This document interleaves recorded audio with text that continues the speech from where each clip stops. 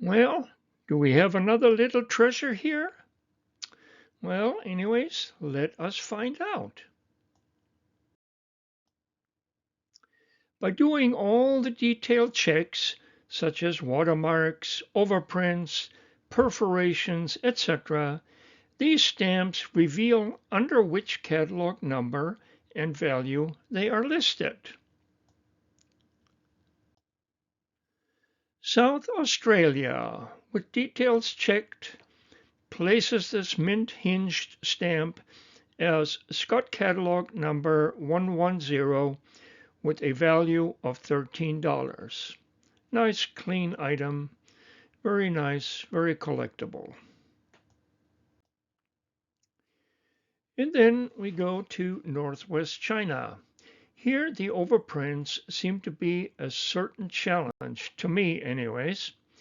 After some patient searching and comparing, I am convinced that this is catalog number 4L64, and this one is valued at $80. So not too bad, and again, it proves the point. We have to be pretty accurate in order to find the right value. And then we go to the last one um, of the three shown, New South Wales. For myself, I cannot stress enough the importance of detail. Take this official stamp, relatively plain and common looking, but details once again reveal this stamp's true identity. Yes, the indispensable perforation gauge finalized this stamp to be Perf 11 by 12, giving it catalog number O2A and a surprising 2015 catalog value of $525. This one also was found in a worldwide mishmash. So it does pay to look for everything in detail, and sometimes a nice treasure can be found. The stamp may not be optically at this point with the smudgy cancel very attractive, but nonetheless, the catalog value makes up for it, I feel. Mauritius. Yes, these are identical stamps except for design detail and consequently the values. Yes, the colors are a little different, but I think could be due to a little bit of fading or other circumstances. Anyways, we're trying to decipher some of the characteristics of die 1 and die 2 to know the difference. And here on a blow up, uh, I listed three of probably more differences in identifying die 1 from die 2. In die 1, we are looking at the left label as being quite square, as you can see right here on this blow up. I tried to use 1200 DPI, and that's the best I can do. So hopefully you can see what I'm pointing at.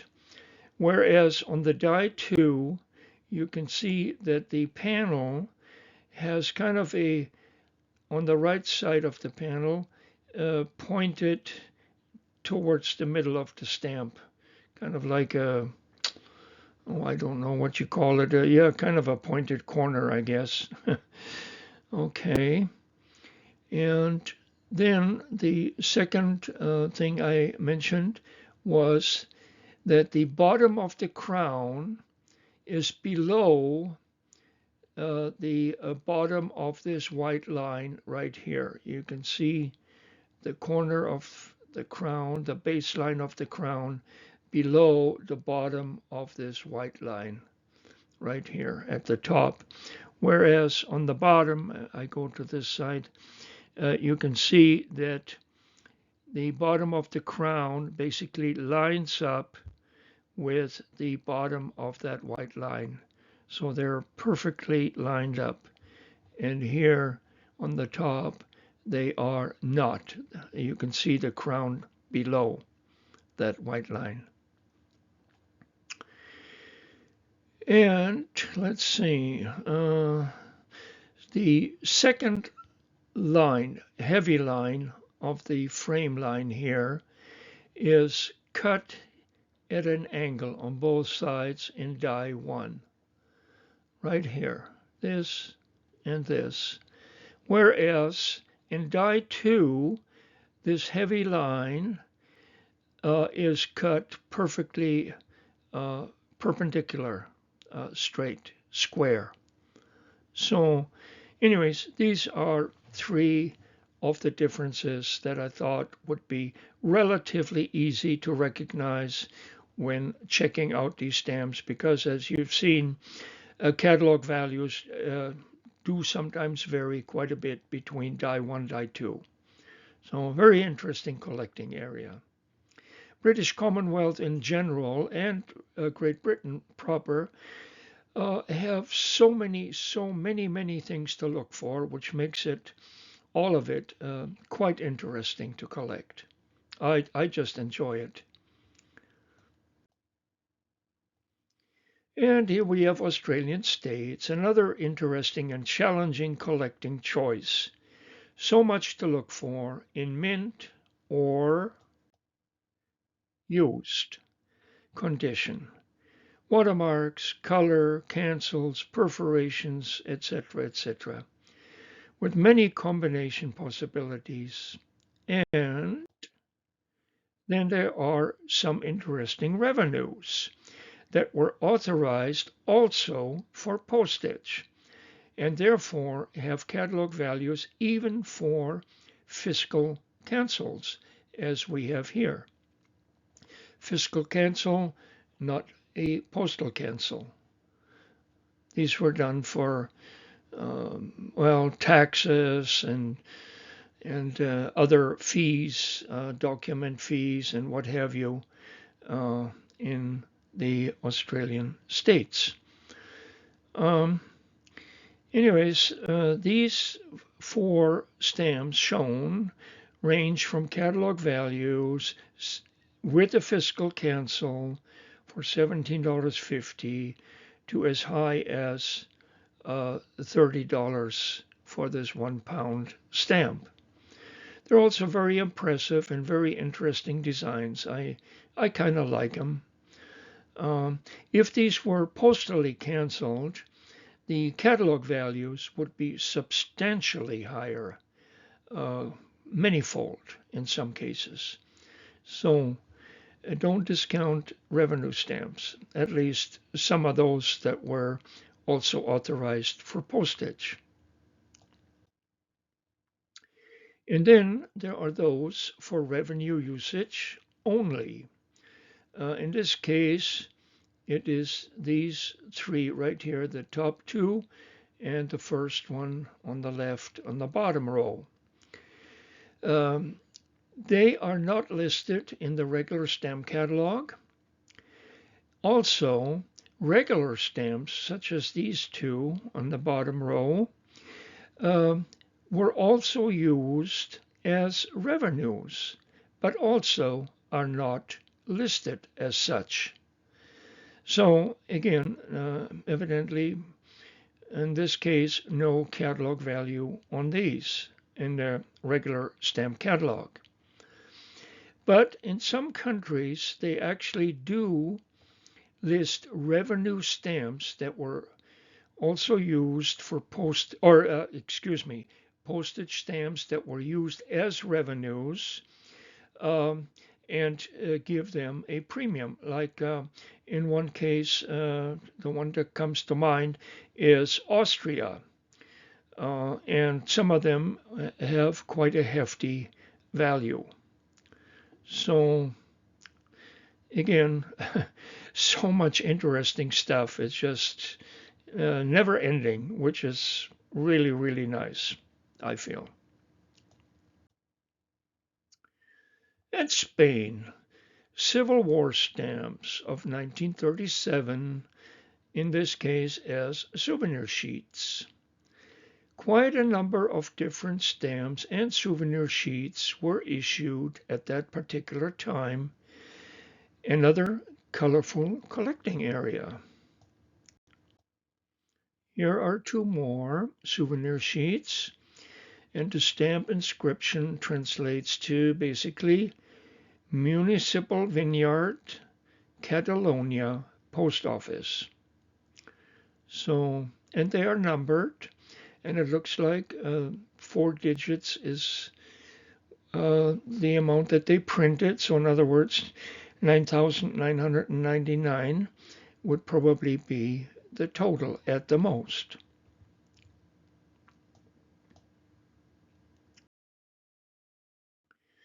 And then we have Italy, Sardinia of 1851, a 5 cent, 20 cent, and 40 centesimi stamps.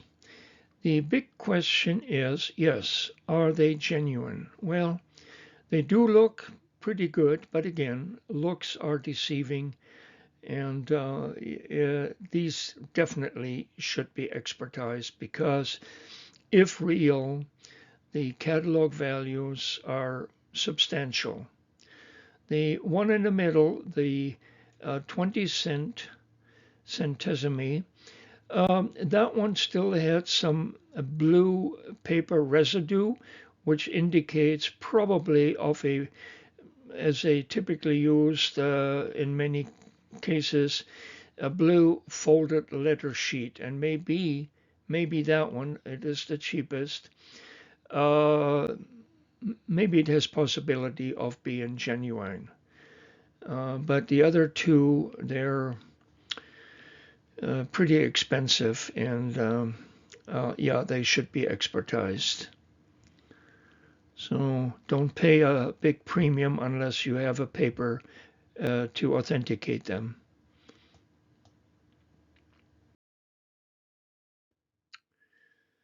And Portugal, just a couple of differences also between similar looking stamps, and these were issued in 1855 and 1856. And the difference basically is the style of the hair uh, on this a portrait here. And in the 1855 issue on the left, the catalog refers to straight hair.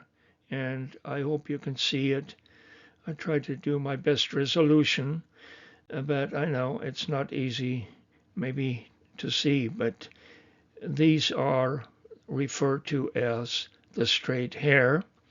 And on the right, the 1856 issue is referred to as the curled hair. And again, I'm not sure if you can make it out, but it definitely is curled when you look at it under a magnifying glass. So just to let you know about these.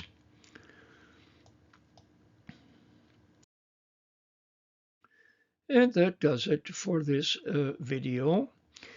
And I hope that you liked at least a little of it, and give me thumbs up, perhaps even subscribe. And I thank you so very, very much for watching.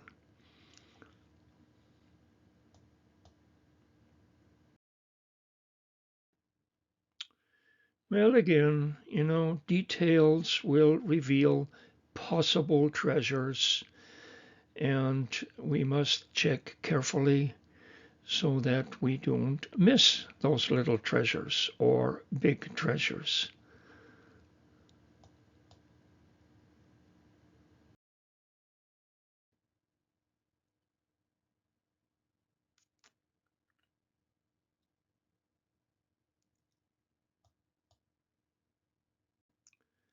my channel, Stamps My Fun Things. Wishing all of you a happy holiday season, and I probably will be back after the holidays. So please be patient. I'm an old timer, so things go a little bit on the slow side with me. Um, but I still enjoy doing it, and so long as it doesn't become a burden, I will try to do my best to continue. Thank you so much again. Stay well and happy, and have a wonderful, wonderful holiday season.